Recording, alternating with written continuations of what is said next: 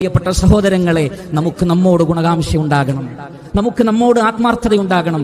ഖിയാമത്ത് നാളിൽ യൗമ യഫിറുൽ മർഉ മിൻ അഖീഹി വഉമ്മിഹി വഅബീഹി വസാഹിബതിഹി വബനീഹി ലികുല്ലി ഇംറിഇൻ മിൻഹും യൗമഇദിൻ ശഅ്നുൻ യുഗ്നി. എല്ലാവരും ഓടിപ്പോകും. മാതാപിതാക്കളും മക്കളും ഇണകളും സുഹൃത്തുക്കളും നമ്മളെ വിട്ടുപോയി നാമും നമ്മുടെ പ്രവർത്തനവും മാത്രമായി ബാക്കിയാകും. മരിക്കുന്ന സമയത്ത് മനുഷ്യൻ പറയില്ലേ, യാ ലൈതനി ഖദ്ദംതു ലി ഹയാതി, ഞാൻ എൻ്റെ ജീവിതത്തിന് വേണ്ടി വല്ലതും ഒരുക്കിയിരുന്നെങ്കിൽ. രണ്ട് പ്രയോഗമാണ്. എന്റെ ജീവിതം ഞാൻ ഒരുക്കുക, വേറെ ആരും ഒരുക്കി തരില്ല.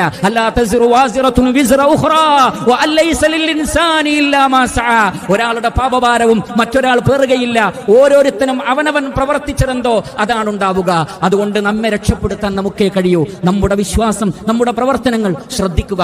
ലോകം മോശമായിക്കോട്ടെ, ലോകം എന്തോ ആയിക്കോട്ടെ, പക്ഷെ എനിക്ക് രക്ഷപ്പെട്ടേ മതിയാകൂ എന്ന ആത്മാർത്ഥതയുണ്ടെങ്കിൽ ഇൻഷാ അല്ലാഹ് വിജയിക്കാൻ നമുക്ക് സാധിക്കും. അല്ലാഹുവിന്റെ റസൂൽ സല്ലല്ലാഹു അലൈഹി വസല്ലമ ഏറെ ഭയപ്പെടുന്ന ഒരു കാര്യം നമ്മളോട് പറഞ്ഞിട്ടുണ്ട്. പ്രവാചകൻ പറഞ്ഞു, അഖ്വഫു മാ അഖാഫു അലൈക്കും അശ്ശിർകൽ അസ്ഗർ, ചെറിയ ശിർക്കിനെ ഞാൻ നിങ്ങളിൽ ഏറ്റവും കൂടുതൽ ഭയപ്പെടുന്നു. സ്വഹാബത്ത് ചോദിച്ചു, അമശ്ശിർകുൽ അസ്ഗർ യാ റസൂലല്ലാഹ്, അല്ലാഹുവിന്റെ റസൂലേ ഏതാണ് ചെറിയ ശിർക്ക്? പ്രവാചകൻ പറഞ്ഞു, അർരിയാ, മറ്റുള്ളവരെ കാണിക്കാൻ വേണ്ടി പ്രവർത്തിക്കലാണ്. നിങ്ങളുടെ സൽക്കർമ്മങ്ങൾ, നിങ്ങളുടെ നന്മകൾ, നിങ്ങളുടെ ആരാധനകൾ അല്ലാഹുവിനെ ഉദ്ദേശിക്കേണ്ടതിന് പകരം നിങ്ങൾ മറ്റുള്ളവരെ കാണിക്കാൻ വേണ്ടി, ആളുകളുടെ പ്രശംസ കിട്ടാൻ വേണ്ടി നിങ്ങൾ പ്രവർത്തിക്കലാണ് റിയാ.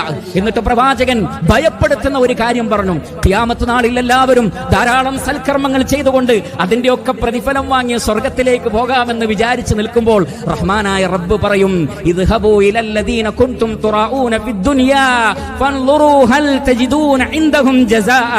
ഭൂമിയിൽ ആരെ കാണിക്കാൻ വേണ്ടിയാണോ നിങ്ങൾ ഇബാദത്ത് ചെയ്തത്, അവരുടെ അടുത്തേക്ക് പോയിക്കോ.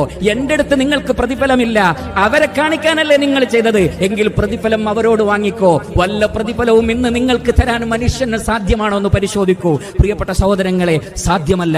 നമുക്ക് പ്രതിഫലം തരാൻ സൃഷ്ടികൾക്ക് സാധ്യമല്ല, റബ്ബിന് മാത്രമേ കഴിയൂ. എന്നിരിക്കെ മനുഷ്യരെ കാണിക്കാൻ എന്തിനു ജീവിക്കണം? നമ്മുടെ റബ്ബിനെ കാണിക്കൂ. നമ്മുടെ ഹൃദയവും നമ്മുടെ വിശ്വാസവും നമ്മുടെ പ്രവർത്തനങ്ങളും നമ്മുടെ സംസ്കാരങ്ങളും നമ്മുടെ ആചാരങ്ങളും നമ്മുടെ സ്വഭാവങ്ങളും എല്ലാം നമ്മുടെ റബ്ബിനെ കാണിക്കാൻ വേണ്ടി ആയിരിക്കണം, മനുഷ്യരെ കാണിക്കാൻ വേണ്ടി ആയിരിക്കരുത്.